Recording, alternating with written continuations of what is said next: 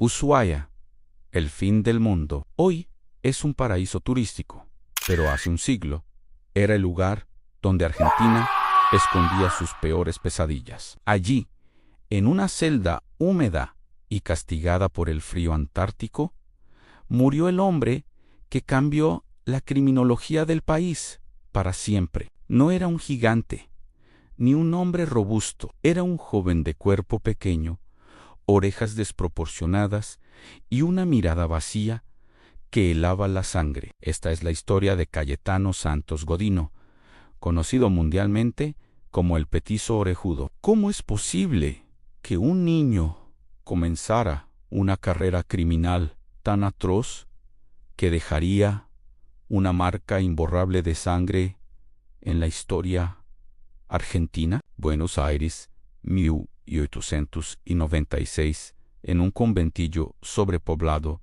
nacía Cayetano, hijo de inmigrantes italianos. Pero su hogar no fue un refugio, sino un infierno de violencia. Su padre, alcohólico y propenso a la ira, lo golpeaba brutalmente desde que tenía memoria. A los 7 años, Cayetano ya no era un niño común. Mientras otros jugaban, él mostraba signos de una psicopatía alarmante.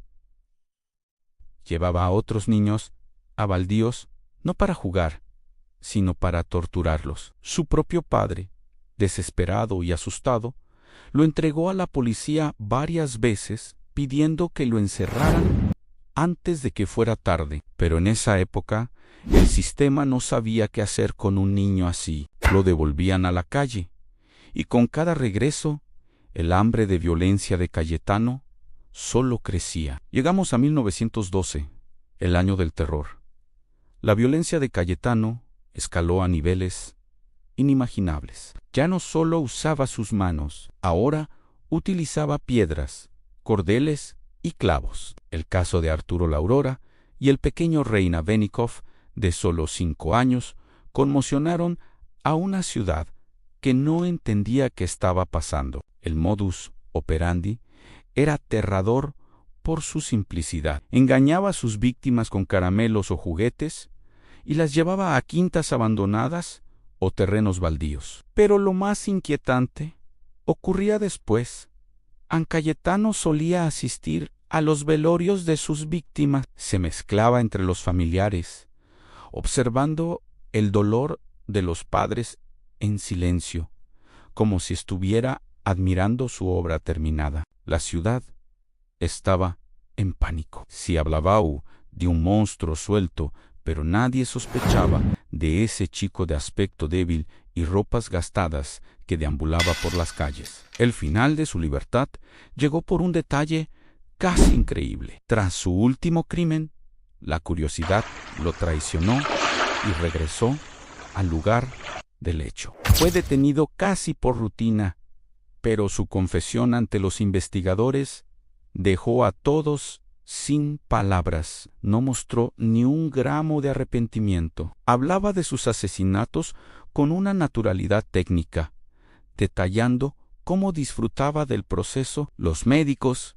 y científicos de la época, influenciados por teorías que hoy nos parecen absurdas, creían que su maldad estaba escrita en sus rasgos físicos. Se decía que sus grandes orejas eran la marca de un criminal nato. Incluso llegaron a someterlo a una cirugía para reducirlas, creyendo que al cambiar su apariencia física podrían curar su alma criminal. Fue un experimento inútil. La maldad de Cayetano no estaba en su piel, sino en lo más profundo de su psique. Declarado judicialmente peligroso, fue enviado al penal de Ushuaia, la cárcel más temida del país. Allí, entre muros de piedra gris y un clima hostil, convivió con anarquistas y los asesinos más duros de la Argentina. Pero incluso entre los peores criminales, el petizo era despreciado. En 1944, su vida llegó a un final oscuro y rodeado de mitos. La versión oficial habla de una gastritis, pero la leyenda de la cárcel cuenta algo mucho más brutal. Se dice que los otros presos le dieron una paliza mortal. Después de que Cayetano matara a la mascota del penal, un gato que era el único consuelo de los internos. Murió solo, en el rincón más alejado del mapa, sin que nadie reclamara sus restos. Hoy, su celda es una parada obligatoria para los turistas, un recordatorio de una época de sombras. ¿Fue Cayetano un monstruo que nació malvado? ¿O fue el producto de una infancia de abusos y una sociedad que lo ignoró hasta que fue demasiado tarde? El enigma del petiso orejudo sigue vivo, alimentando los misterios de nuestra historia. Si te apasionan estos relatos que cruzan la realidad con la leyenda, no olvides suscribirte y dejar tu opinión en los comentarios.